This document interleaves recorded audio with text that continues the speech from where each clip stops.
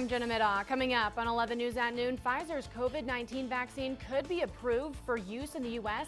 as early as today. What the FDA panel is discussing. Plus, a massive sinkhole has shut down a road in southeast Colorado Springs. How soon it could be fixed. And let's take a live look outside. A big change from yesterday. We're feeling cool and cloudy today. Meteorologist Christina San Juan has the latest on our snow chances. Join us at noon. This is KKTV 11 News at noon. An FDA panel is meeting right now to discuss authorizing Pfizer's COVID-19 vaccine in the U.S. Good afternoon and thank you for joining us.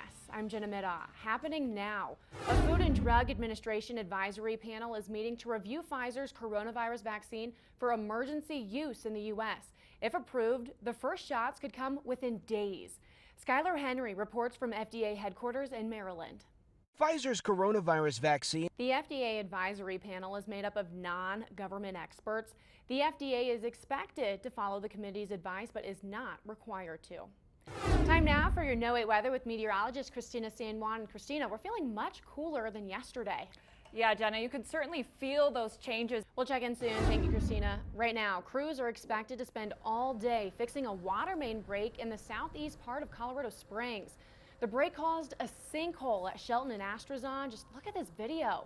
Colorado Springs Utilities says Shelton is expected to be closed all day and possibly into tomorrow. We'll make sure to let you know when the road is repaired and back open. The state labor department just released the latest unemployment numbers this morning, and things are not looking good. Claims in Colorado are the highest they've been since mid-May. The state labor department says last week 19,000 Coloradans filed first-time jobless benefits.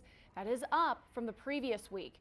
Since March, the state has paid out more than $2 billion in benefits.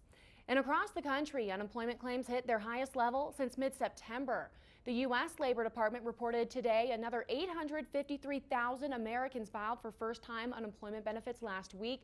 That's the third increase in the past 4 weeks. We have new details. Yesterday was the deadliest day of the coronavirus pandemic in America. A staggering 3,100 deaths were reported. That single-day total is more than the number of people killed on 9/11. It's also more than Hurricane Maria and Katrina and the Pearl Harbor attack. You know, our case counts are continuing to rise. Hospitalizations are also hitting record highs. More than 106,000 Americans are in the hospital with COVID-19 right now. Happening now, a local homeless shelter is dealing with its first COVID outbreak since the pandemic started. Springs Rescue Mission says there have been 15 positive cases at the shelter since late October. The rescue mission says staff is taking this seriously. They're deep cleaning the whole facility, handing out masks, and adding plexiglass between shelter beds. We're doing everything we can. The rescue mission says it does not plan to close down because there is still a great need for shelter. Colorado Springs also has an isolation shelter for people experiencing homelessness who have COVID. It's at the city auditorium. Right now, indoor seating at restaurants in El Paso County is no longer allowed because of the pandemic, but that means business has been booming for another kind of eatery, food trucks. Some neighborhoods in Colorado Springs have even started welcoming the trucks in to give them a spot to serve.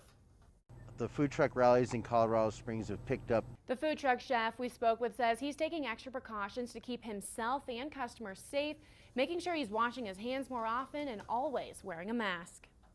It's been more than 2 decades, but Colorado Springs police say they now know who killed a young woman. CSPD had been working the cold case murder of Jennifer Watkins since 1999 when she was found in a stairwell of Memorial Hospital, beaten to death. Through DNA evidence, Colorado Springs police were able to pinpoint Ricky Sievert as the suspect.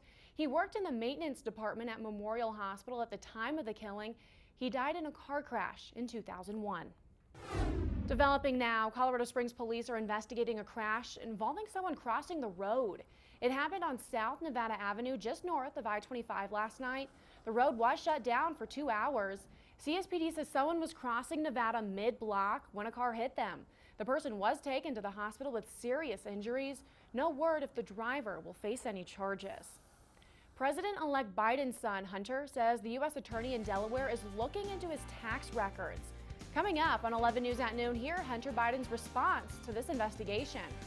Plus, as excitement grows for a potential COVID-19 vaccine in the U.S., the FBI has a warning about scammers. We have more in this 11 Call for Action alert. President-elect Biden's son, Hunter Biden, says the U.S. attorney in Delaware is investigating his tax records.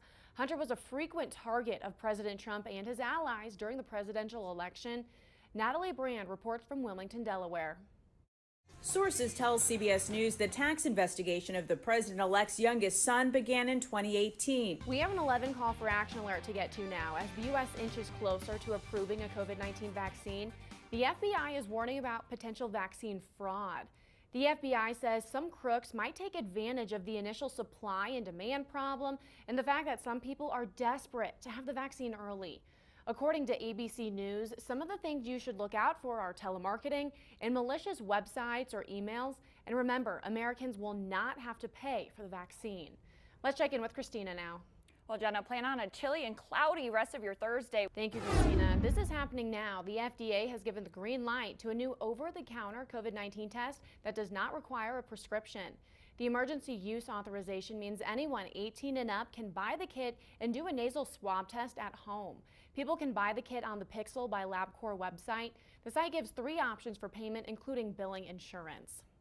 Developing now, Moderna has started its trial of the COVID-19 vaccine in teenagers.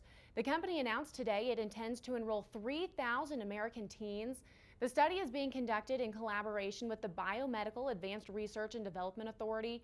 They will evaluate the safety and efficacy of administering 2 vaccine doses 28 days apart in children ages 12 to 17. Is your child or grandchild's booster seat safe? Coming up on 11 News at noon, in an 11 call for action alert, what a congressional investigation found out about 7 popular car seat brands. We have an 11 call for action alert. Some popular children's booster seats are failing to adequately protect kids. CBS's Chris Van Cleve reports. The videos are hard to watch.